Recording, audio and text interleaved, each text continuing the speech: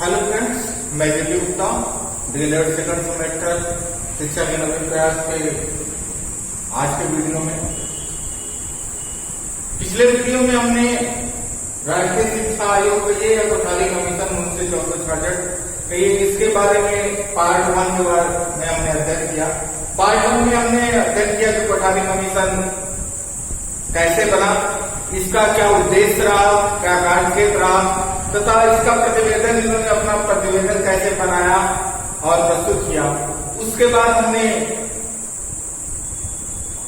इसके लिए कोठारी कमीशन के का जो शिक्षा के उद्देश्य या लक्ष्य निर्धारित किए थे उसके बारे में हमने पढ़ा, जिसमें शिक्षा के उद्देश्य और लक्ष्य के अंतर्गत पंचमुखी कार्यक्रम इन्होंने बताया था। उसका हमने अध्ययन किया क्या है पंचमुखी कार्यक्रम। फिर हमने शिक्षा की संरचना संबंधी इनके जो सुझाव थे उसको हमने पढ़ा। आज हम एक विशेष संदर्भ में विद्यालय शिक्षा के संदर्भ में हम इनके सुझावों को जानेंगे। सिर्फ और सिर्फ इस कोठारी कमीशन के अंतर्गत विद्यालय शिक्षा के अंतर्गत इन्होंने क्या क्या सुझाव दिया उसी को हम अध्ययन करेंगे, क्योंकि हमारे सिलेबस में ओनली विद्यालय शिक्षा तक ही है, पूरा नहीं है क्योंकि इन्होंने विश्वविद्यालय, प्रौढ़ शिक्षा, व्यावसायिक शिक्षा, हर एक शिक्षा पर मतलब शिक्षा के समग्र रूपों पर इन्होंने अपने सुझाव प्रस्तुत किए। तो सबसे पहले तो जिसको हम पढ़ना है तो यहाँ आ जाते हैं आज के वीडियो में विद्यालय शिक्षा के संदर्भ में इनके सुझाव क्या है। विद्यालय शिक्षा में इनका तात्पर्य प्राथमिक से लेकर उच्च माध्यमिक तक का है। तो वहां तक के लिए इनके क्या क्या सुझाव रहे हैं वो हम आपको बता रहे हैं। विद्यालय शिक्षा के अंदर ध्यान रखिएगा, कक्षा 1 से लेकर 12 तक की शिक्षा को विद्यालय शिक्षा कहा जाता है। तो विद्यालय शिक्षा का प्रशासन निरीक्षण, सबसे पहले प्रशासन निरीक्षण में इन्होंने जो अपने सुझाव दिए उसको देख लेते हैं। इन्होंने केंद्र में राष्ट्रीय विद्यालय शिक्षा बोर्ड और भारतीय शिक्षा सेवा, केंद्र में राष्ट्रीय विद्यालय शिक्षा बोर्ड और भारतीय शिक्षा सेवा और राज्य में राज्य विद्यालय शिक्षा बोर्ड और राज्य शिक्षा सेवा का गठन किया जाए, ऐसा सुझाव दिया। क्या दिया कि प्रशासन के लिए कि शिक्षा का प्रशासन है, विद्यालय शिक्षा का कैसे प्रशासन किया जाए, कैसा निरीक्षण किया जाए, उसके लिए जो कहा है कि राष्ट्रीय विद्यालय शिक्षा बोर्ड और भारतीय शिक्षा सेवा ये केंद्र स्तर पर होंगे और राज्य स्तर पर राज्य विद्यालय शिक्षा बोर्ड और राज्य शिक्षा सेवा का गठन किया जाए। साथ साथ इन्होंने दूसरी बात महत्वपूर्ण बात कही कि सभी विद्यालयों में जो प्रबंध समिति है उसको अगले 20 वर्षों में समाप्त कर दिया जाए। क्या कर दिया जाए? 20 वर्षों में समाप्त कर सामान्य विद्यालय प्रबंध समिति का विकास किया जाए। जो फिलहाल विद्यालयों में प्रबंध समिति चल रही है, अलग अलग विद्यालयों में अलग अलग प्रबंध समिति चल रही है, अलग प्रकार के विद्यालय में अलग प्रकार की चल रही है, इन सबको समाप्त कर दिया जाए और एक प्रकार की प्रणाली अपनाई जाए, सामान्य विद्यालय प्रबंध समिति का फिर विकास किया जाए जो सभी स्कूलों के लिए लागू है। तथा विद्यालयों में जिला विद्यालय निरीक्षक द्वारा नियमित निरीक्षण कराया जाए। प्रशासन निरीक्षण के लिए क्या किया कि जिला विद्यालय निरीक्षक द्वारा विद्यालयों में नियमित निरीक्षण हो, ऐसा ना हो कभी कभार निरीक्षण हो, इसमें कंटिन्यूअस निरीक्षण। प्रशासन से निरीक्षण कार्य को अलग रखा जाए, कहने मतलब प्रशासन और निरीक्षण दोनों को अलग अलग रखा जाए, दोनों को एक मिनट में सुना किया जाए या एक ही व्यक्ति प्रशासन और निरीक्षण दोनों कार्य करे, ऐसा नहीं किया जाए, दोनों के लिए अलग अलग हो। और निरीक्षण कार्य जिला शिक्षा अधिकारी द्वारा कराया जाए। किसके द्वारा कराया जाए? जिला शिक्षा अधिकारी। तो ये प्रशासन के संबंध में जो प्रमुख सुझाव हम आपके सामने प्रमुख मेन सुझाव लेके आए हैं तो वो उन्होंने सुझाव दिए। अब देखते हैं पाठ्यक्रम विद्यालय शिक्षा के संदर्भ में चल रहा है। विद्यालय शिक्षा के संदर्भ में पाठ्यक्रम में क्या सुझाव दिए? पाठ्यक्रम में सुझाव दिए कि प्राथमिक स्तर का पाठ्यक्रम पूरे देश में एक समान हो। क्या हो? पूरे देश में एक समान हो, पाठ्यक्रम सरल हो तथा पाठ्यक्रम में मातृभाषा और पर्यावरण पर विशेष बल दिया जाए। अर्थात मातृभाषा की शिक्षा और पर्यावरण की शिक्षा पर ज्यादा बल दिया जाए, उन्हें जहां तक वो अनिवार्य कर दिया जाए। तो इस पर इन्होंने कहा कि प्राथमिक स्तर की शिक्षा पूरे देश में एक समान कर दिया जाए। ये नहीं कि इस स्टेट में अलग प्रकार से दी जा रही है, दूसरे स्टेट में अलग, सब में एक समान हो करके। दूसरा, इन्होंने कहा कि विद्यालय पाठ्यक्रम के निर्माण बेसिक शिक्षा सिद्धांत पर, जो विद्यालय पाठ्यक्रम का जो निर्माण है वो बेसिक शिक्षा सिद्धांत क्या है? उत्पादकता और सहसंबंध। बेसिक शिक्षा आपने उनका पढ़ा होगा गांधी जी का, उन्होंने हस्तक्षेप या उत्पादकता पर ज्यादा जोर दिया था। साथ साथ सहसंबंध, एक विषय दूसरे से सहसंबंधित हो, एक का ज्ञान प्राप्त करे तो दूसरों को ज्ञान प्राप्त करने में या दूसरे विषय का ज्ञान प्राप्त करने में आसानी हो। तो सहसंबंधित और उत्पादकता गांधी जी की बेसिक शिक्षा दी हुई। बेसिक शिक्षा गांधी जी ने दिया, आपको सिलेबस सुनेंगे नहीं तो इसको पढ़ाते थे। तो वही कह रहा है कि विद्यालयी पाठ्यक्रम का निर्माण जो हो बेसिक शिक्षा सिद्धांत पर। बेसिक शिक्षा सिद्धांत क्या है? उत्पादकता और सहसंबंध। लेकिन किसी भी स्तर की शिक्षा को बेसिक शिक्षा न की जाता है, चाहे वो प्राथमिक हो, चाहे वो उच्च प्राथमिक हो, चाहे माध्यमिक हो, चाहे उच्च माध्यमिक हो, किसी भी स्तर को शिक्षा को बेसिक शिक्षा न कहा जाए कि नहीं प्राथमिक शिक्षा ही बेसिक शिक्षा है या उच्च प्राथमिक शिक्षा बेसिक शिक्षा, किसी भी स्तर की शिक्षा को बेसिक शिक्षा न कहा जाए। हाँ, उसके सिद्धांतों का पालन किया जाए पाठ्यक्रम। माध्यमिक स्तर पर देश के लिए एक आधारभूत पाठ्यक्रम की बात की। माध्यमिक स्तर पे जो है, माध्यमिक स्तर के लिए, माध्यमिक स्तर 9th और 10th कहलाता है।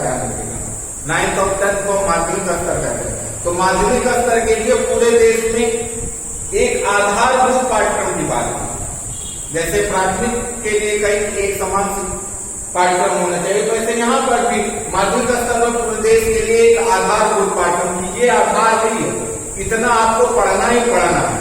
इसके अलावा और राज्य और जो भी है अपने अपने हिसाब से कुछ एक्स्ट्रा पढ़ाना चाहे वो तो ठीक है, लेकिन एक आधारभूत पाठ्यक्रम हो जो सभी पढ़े माध्यमिक स्तर पर, तो एक आधारभूत पाठ्यक्रम होना चाहिए।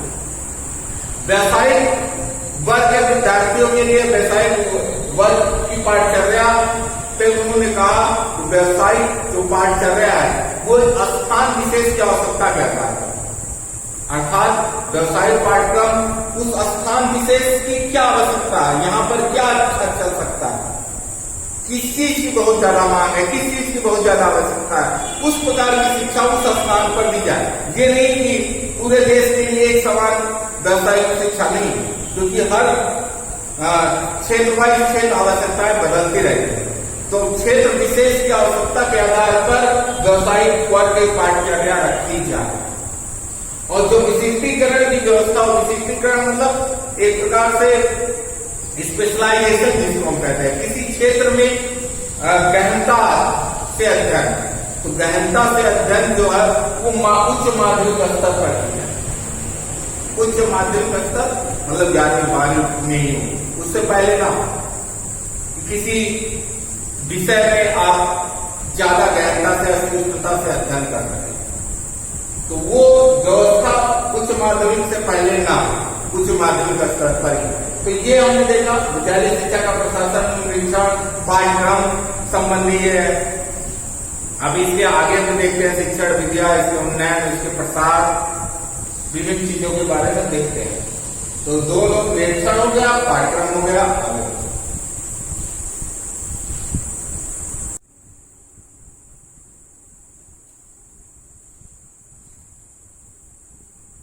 विद्यालय शिक्षा के संदर्भ में बात करते हैं, पाठ्यक्रम की बात कर रहे हैं। तो पाठ्यक्रम में माध्यमिक शिक्षा एवं उच्च माध्यमिक स्तर पर पाठ्यक्रम में संशोधित त्रिभाषा सूत्र बहुत ज्यादा पूछा जाता है। मुदालिया आयोग ने त्रिभाषा सूत्र दिया था, तो इनकी संशोधित त्रिभाषा सूत्र आई है, ध्यान रखिएगा। त्रिभाषा सूत्र बड़ा इंपॉर्टेंट है, 1 नंबर के क्वेश्चन में बहुत ज्यादा पूछा जाता है। इन्होंने कहा कि त्रिभाषा सूत्र के अंतर्गत 3 भाषाओं का ज्ञान की बात कहा जाता है। माध्यमिक स्तर पर बालकों को 3 भाषाओं का ज्ञान कराया जाए। त्रिभाषा सूत्र का मतलब ये है कि 3 भाषाओं का ज्ञान। अगर यहाँ पर इन्होंने कहा है कि मातृभाषा, इसमें क्षेत्रीय प्रदेशी कोई भी भाषा हो सकती है, तो मुदालिया आयोग का भी जो था वो पहली था मातृभाषा।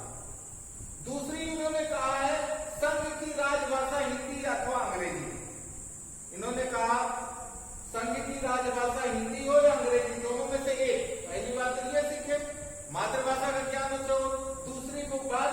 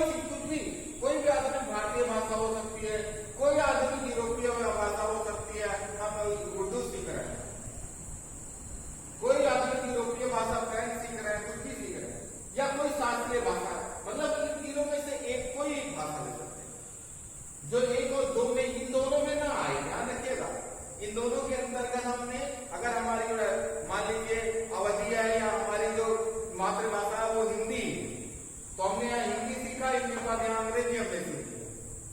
इसीलिए हिंदी अथवा अंग्रेजी कहा गया। हिंदी अगर आपकी है तो आप अंग्रेजी सीखिए, अंग्रेजी है अगर आपकी हिंदी नहीं है तो हिंदी अंग्रेजी में से कुछ भी सीखिए, कोई भी मातृभाषा। तो वही चीज कहा गया है, ये हमने हिंदी सीख लिया, हमारी मातृभाषा है, अंग्रेजी सीख लिया, कोई अन्य भाषा हमने उर्दू सीख लिया, संस्कृत सीख लिया, कोई भी भाषा सीख लिया, तो वही कर रहा है। या कोई चाइनीज भाषा या फ्रेंच भाषा, कोई एक भाषा ले सकते हैं, इनका ज्ञान दिया गया है। माध्यमिक स्तर पर 3 भाषाओं के ज्ञान की बात कही गई है, उसमें त्रिभाषा सूत्र मतलब 3 भाषाओं का पाठ्यक्रम में शामिल होना चाहिए, 3 भाषाएं दी जाएंगी। अगर मुदालियत कमीशन की बात करें तो पहला उन्होंने भी यही माना मातृभाषा, दूसरा जो माना वो राष्ट्रभाषा हिंदी माना।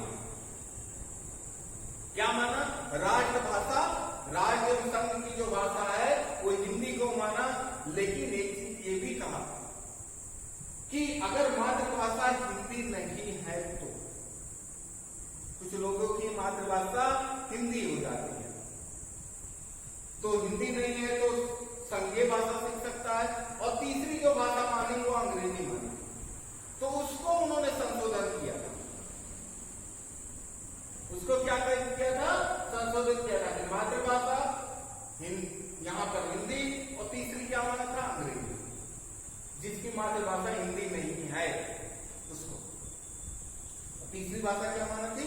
अंग्रेजी माना था। तो वहां पर मुदालियत कमीशन ने दूसरी भाषा दिया था, उसको यहाँ पर इन्होंने संशोधित किया, यहाँ पर रक्षण की भाषा हिंदी अथवा अंग्रेजी को मान इसमें डाल दिया, इसमें से एक सीखी और फिर यहाँ पर आई तीसरी अन्य कोई भाषा। तो ये बड़ा इंपॉर्टेंट है, 1 नंबर का है, ध्यान रखिएगा। त्रिभाषा सूत्र क्या है यही पूछा जाता है। त्रिभाषा सूत्र के अंतर्गत 3 भाषाओं का माध्यमिक उच्च माध्यमिक स्तर पर 3 भाषाओं का ज्ञान ही त्रिभाषा सूत्र होता है। ठीक, मुदालियत में भी जो 1952-53 में आया था, दौलत सिंह मुदालियत, लक्ष्मण स्वामी मुदालियत जिसके अध्यक्ष थे, तो उन्होंने भी दिया था। और यहाँ पर कोठारी, दौलत सिंह कोठारी जो इसके अध्यक्ष थे, उनके द्वारा भी एक त्रिभाषा सूत्र दिया गया, संशोधित। शिक्षण विधि की बात करें तो उन्होंने कहा शिक्षण विधि लचीली होनी चाहिए, गतिशील होनी चाहिए, क्रिया पदार्थ होनी चाहिए, रोचक होनी चाहिए। ऐसी शिक्षण विधि करिए जो गतिशील हो, रोचक हो, क्रिया पदार्थ मतलब ये ना हो कि निष्क्रिय बनाया जाए, ऐसा नहीं, क्रिया पदार्थ में रोचक। साथ साथ इन्होंने शिक्षण सहायक सामग्री का प्रयोग हो, उसके लिए शिक्षकों को शिक्षण सहायक सामग्री की उपलब्धता कराई जाए। साथ साथ शिक्षकों को शिक्षण सहायक सामग्री अर्थात टीएलएम के निर्माण का प्रशिक्षण भी दिया जाए कि वो टीएलएम का निर्माण कर सके। शिक्षकों को उचित निर्देशन सामग्री की उपलब्धता कराई जाए, ये इन्होंने शिक्षण विधि के संबंध में सुझाव दिया। माध्यम इन्होंने कहा कि शिक्षा का माध्यम अभी तक हमने देखा था, पीछे जो स्वतंत्रता प्राप्ति से पहले थे जितने भी यूरोपियन आयोग बने, अंग्रेजों द्वारा जो भी आयोग बनाए गए भारतीय शिक्षा से संबंधित, उसमें सब में माध्यमिक भाषा, माध्यमिक शिक्षा का माध्यम अंग्रेजी भाषा रखते हैं। लेकिन यहाँ माध्यमिक स्तर तक शिक्षा का माध्यम मातृभाषा, क्षेत्रीय या राजभाषा के माध्यम से बात करें। मातृभाषा में दी जाए, क्षेत्रीय हो सकता है, राजभाषा हिंदी के माध्यम से उसको दी जाए, ये इन्होंने माध्यमिक स्तर तक ध्यान रखिएगा। कहां तक की? माध्यमिक स्तर। पाठ्य पुस्तक संबंधी सुझाव उन्होंने कहा कि पाठ्य पुस्तक का जो निर्माण है वो एनसीईआरटी द्वारा एक निर्धारित सिद्धांतों के अनुसार कराया जाए। किसके द्वारा? एनसीईआरटी, जिसकी स्थापना 1961 में हो चुकी थी। कब हो चुकी थी? 1961 में नई दिल्ली में हो चुकी थी, तो एनसीईआरटी द्वारा कराई गई। पाठ्य पुस्तकों का निरीक्षण, परीक्षण और मूल्यांकन का राज्य सरकारों का, ये ना हो कि केंद्र इसका निरीक्षण परीक्षण करे, नहीं, राज्य सरकार का दायित्व कि निरीक्षण परीक्षण मूल्यांकन करे, ठीक है नहीं ठीक है, क्या कमी है, क्या सुधार करना है, ये सब देखना भालना किसका जिम्मेदारी है? राज्य सरकार। किसकी जिम्मेदारी है? राज्य सरकार। पाठ्य पुस्तक को उन्होंने कहा जो प्रतिभावान लोग हैं उनसे लिखवाए, ऐसे ही ना किसी से लिखवा दे। जो प्रतिभावान, जो बुद्धिमान, जो प्रतिभाशाली लोग हैं उनसे लिखवाएगा, उनको उसके बदले पारिश्रमिक भी दिया जाए तथा प्रत्येक प्रत्येक राज्य में एक पाठ्य पुस्तक समिति का भी गठन किया जाए। तो ये पाठ्य पुस्तक संबंधी इन्होंने अपने सुझाव दिए। अब इनके आगे देखते हैं प्रसार संबंधी और भी सुझाव जो है विद्यालय शिक्षा का वो देखते हैं।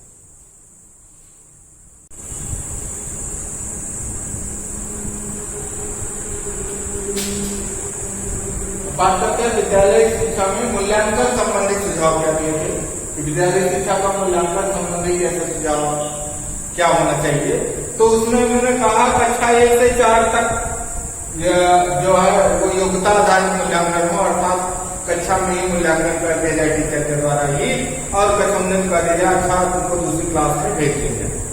लेकिन 5वीं की परीक्षा बाहर कराई जाए, बाहर कराई जाए, जैसे बोर्ड में कराई जाए। हम पहले 5वीं की बोर्ड होती थी, हमने जब तक पढ़ा है हमने भी 5वीं बोर्ड की, तो 5वीं की परीक्षा बाहर कराने की बात कही।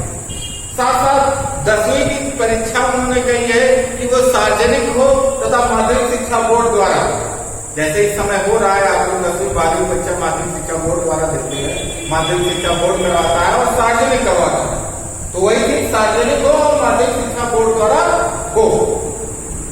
साथ साथ इन्होंने कहा कि लिखित के अलावा मौखिक एवं प्रायोगिक मूल्यांकन भी हो, सिर्फ लिखित मूल्यांकन ना हो, वाइवा भी हो, प्रैक्टिकल भी हो, तो मौखिक और प्रायोगिक मूल्यांकन भी हो, इसलिए उन्होंने कहा कि बोर्ड को परीक्षा में श्रेणी के स्थान पर ग्रेड प्रणाली को अपनाया जाए। फिलहाल ग्रेड प्रणाली अब अपनाया गया है, उस समय सुझाव 1964-66 मतलब में ही दे दिया था कोठारी कमीशन ने, लेकिन तब नहीं अपनाया गया था। ये बहुत लास्ट में अब ग्रेड प्रणाली अपनाई गई है, तो लेकिन ग्रेड प्रणाली का सुझाव उन्होंने उसी समय दिया। साथ साथ ये भी कहा कि आंतरिक एवं बाह्य अंक अलग अलग दिखाए जाए। ऐसा ना हो जो मार्कशीट आए, जो प्रमाण पत्र मिले उसमें आंतरिक अंक अलग लिखे हों, बाह्य अंक अलग लिखे हों, मतलब दोनों मार्क्स अलग अलग लिखे हों। फिलहाल इस समय भी हम देखते हैं तो आंतरिक अंक और बाह्य अंक दोनों अलग अलग दर्शाए जाते हैं।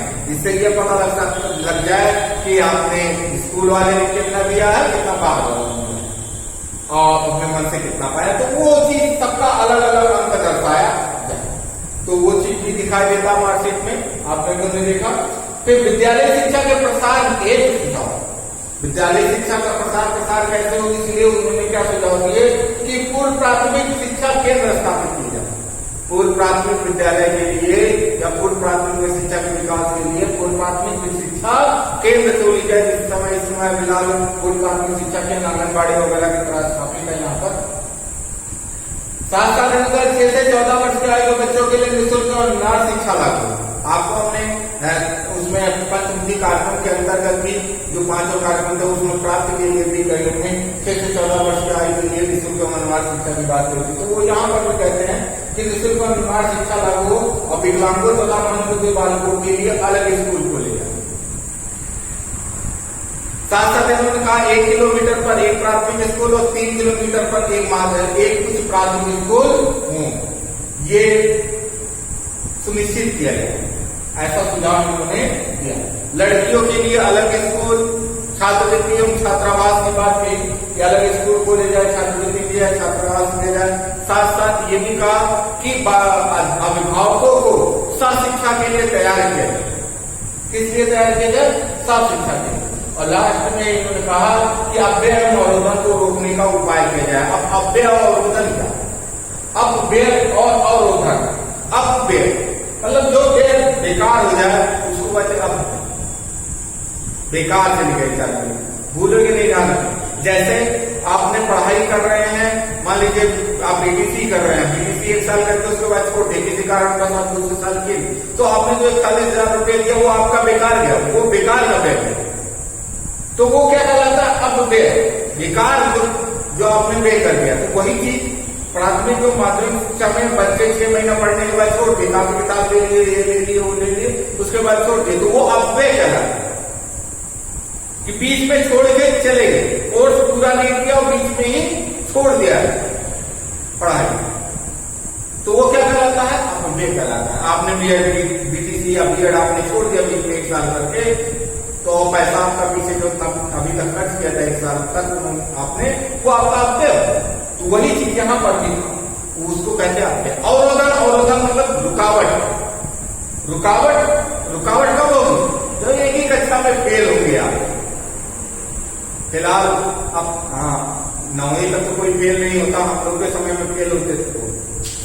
तो वही कह रहा है अवरोधन का मतलब एक ही कक्षा में फेल ना हो, चौथी में 4 बार। कहते हैं हमने 10वीं में 10 बार 5 बार 10वीं का एग्जाम दिया तो पास हो। पहले बोर्ड परीक्षा है, आज की बात नहीं है, आज तो बहुत ईजी हो गया एग्जाम। 10वीं बार पहले 10वीं निकालना बहुत देरी थी। 10वीं बार से छोटी कक्षाओं में भी बालक एक क्लास में कई बार फेल होते थे। तो वो कहलाता है अवरोधन। अवरोधन मतलब जिसमें रुकावट है। तो वही अव्यय अवरोधन को रोकने का उपाय किए जाए, ये उन्होंने कहा। तो ये तो विद्यालय शिक्षा के संदर्भ में राष्ट्रीय शिक्षा आयोग या कोठारी कमीशन के सुझाव थे। इसके अलावा भी उन्होंने और जो सुझाव दिए, लेकिन हमारे सिलेबस के अंतर्गत इतना ही, तो इतना ही हम अध्ययन करेंगे। और इन्हीं सुझाव के अंतर्गत राष्ट्रीय शिक्षा नीति 1968 आई और इन्हीं सुझावों के आधार पर वो नीति निर्धारित हुई। नीति निर्धारित होकर राष्ट्रीय शिक्षा नीति 1968 आई। क्योंकि ये जो सुझाव दिए हैं, मानना न मानना तो सरकार के हाथ में, किनको मानती किनको नहीं मानती। तो इन्हीं सुझावों के आधार पर उन्होंने अपनी राष्ट्रीय शिक्षा नीति 1968 लागू की। तो उसी के साथ कोठारी कमीशन यही समाप्त होता है और आज का वीडियो भी यही समाप्त होता है। वीडियो अच्छा लगा हो लाइक करें, शेयर करें, कमेंट करिए। अब राष्ट्रीय शिक्षा नीति 1986 नए वीडियो में हम अध्ययन करेंगे। और आप लोग भी थोड़ा सा, आप लोग के पास होकर थोड़ा सा पहले से अध्ययन करिए, जिससे आपको जब आप वीडियो देखें तो आपको एकदम क्लियर हो जाए, समझ में आता जाए। कोशिश मैं करता हूं कि आपको समझ में आ जाए, लेकिन फिर भी अगर आप पीछे थोड़ा सा अध्ययन किए रहेंगे तो एक बार वीडियो देखने के बाद आपको तुरंत समझ में आएगा। अगर आप नोट्स बना रहे हैं तो नोट्स बनाइए, लेकिन एक बार पूरा वीडियो सुनिए जरूर, बिना रुकावट के सुनिए। तब आपको नोट्स बनाने के बाद दोबारा एक बार वीडियो बिना रुकावट सुनिए तो आपको जो भी डाउट्स हो वो सारे क्लियर हो। इसी के साथ आज का वीडियो यही समाप्त करते हैं।